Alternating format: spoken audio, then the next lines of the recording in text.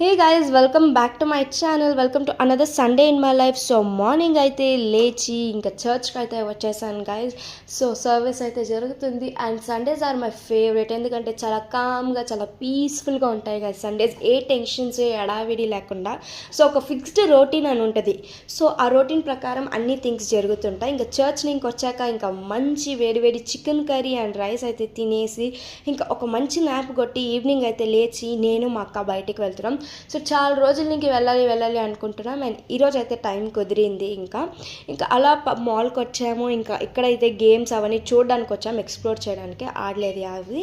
ఇంకా అలా తిరిగి అలిసిపోయి ఇంకా పిజ్జా తినడానికి అయితే వచ్చేస్తాం. ఇక్కడైతే పిజ్జా తింటున్నాం. ఇంకా అలాగే ఇంకా పక్కనే కొంచెం షాపింగ్ చేద్దామని వెళ్ళి కొంచెం చూసాము.